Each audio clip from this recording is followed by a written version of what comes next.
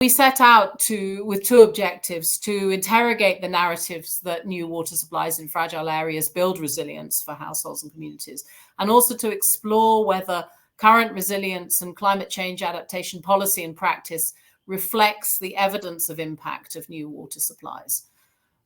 We chose two areas to do the actual field work, and we chose very deliberately. We chose Gashama Wareda in Somali region in Ethiopia, which uniquely was an area where UNICEF had drilled new deep boreholes using advanced technology for that, in an area where there was no permanent water supply before 2017.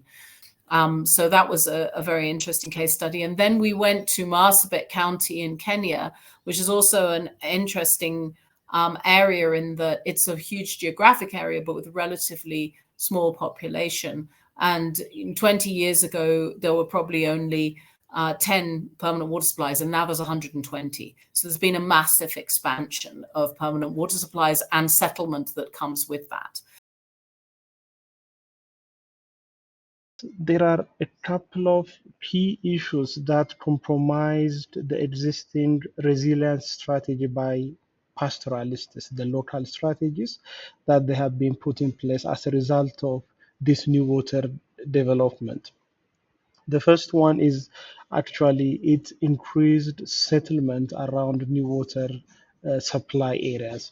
Initially, they were sparsely populated. However, because of these water supplies, and they are not, one thing we need to take into account is that they are not owned by that community, but rather they are regarded as a public good by the state or other development actors. As a result, there is a loose ownership of these water supplies, which means all others can come from different areas and settle in areas where there is this water supplies. This created, let me say, two or three major challenges. The first is in most of these villages, by the local community, they have dry season stock for their livestock. But when most pastoralists from other areas migrate or move to these new water supplies without a proper planning, it affects, in most cases, destroys the dry season reserve they have. So this created tension among in quote unquote the host and the incoming community.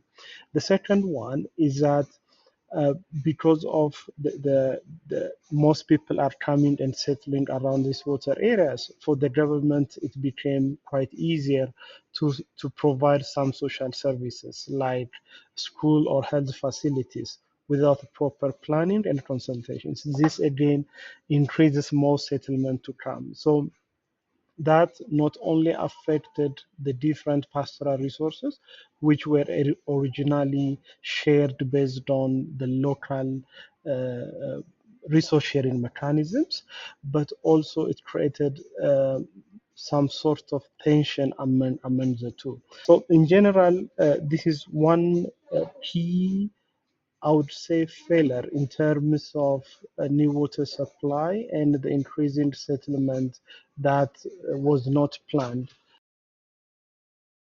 The question of salinity emerged very strongly in our study, and especially in the lowlands of Marsabit County, for instance. And in this case, the lowlands are the areas that are more drier and they are, more arid. And, people talked about, their water being, very, very saline, and the impacts were that they experience, a stomachache, they experience diarrhea. And regarding the politics of water management, that also emerged. And what we found is that the development of new water supplies result in a quite contested space. And for instance, as a precondition or as a condition for the establishment of new water supplies, actors often require that communities constitute what is typically called a water management committee. And a water management committee, basically also involve replacing the traditional water management regimes in these communities. The result has been quite some tussles between water users and the water committees around the effectiveness of the management of the supplies. And we also noted an increasing trend of individualization of water supplies, and in this case, some people get alienated or marginalized in the process of water use, and generally has resulted into a space of conflict and contestation. Going forward, one key aspect is understanding the community should be the priority of development actors.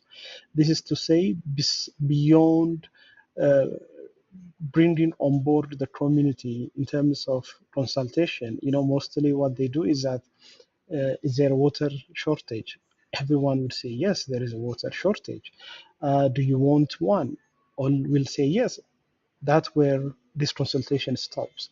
However, it should go beyond identifying suitable areas for the water development, access issues, planning and management and reconstruction. It should be a comprehensive consultation that should take place. The second one is the intended and the unintended impact of this water supply should be understood. I mean, there are ample research, and one of the study we have conducted is to provide policymakers and development actors to actually understand the unintended impact of this water supply. So understanding these two, the intended and the unintended impact of water supplies, is quite important.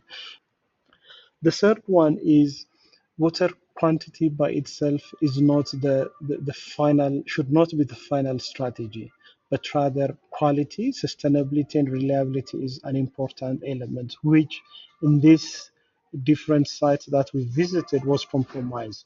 One classical example is the high salinity content of the water affecting the health, and at times community totally living from using this water supply is one. So this is the third one. And the fourth one is engaging the state is quite important, but also understanding clan relationships, resource sharing modalities is quite important. It should go beyond supplying water, but rather how it is linked with other pastoral resources. What are the local community structures and how we can increase the community's ownership in managing and utilizing the resources is quite important. Now, I think it's very important that actors understand that pastoralism remains, the cornerstone of the household economy, the regional economy, of communities in the drylands. So, developing new water supplies in areas where they traditionally migrated to results in erosion of their drought coping capacity. So it would be helpful if actors were able to be faithful to that practice and avoid development of water supplies in areas that pastoralists traditionally relied on for grazing. I think what our research shows is that there's a real absence of thinking about the broader landscape, thinking on a landscape level about pastoralist livelihoods and how the use of land resources and water resources are interlinked, and how there should be some long-term planning on the use of grazing and water in a broad area, rather than these sort of individual decisions about a water supply. And I think that came clearly from the pastoralists we spoke to as well, that that's something that they're looking for, that they do on a daily basis. But these new water supply developments, driven by, good intentions, that they are to some extent undermining those pastoralist systems, and there needs to be much more integrated and holistic thinking about resource management and pastoralist systems.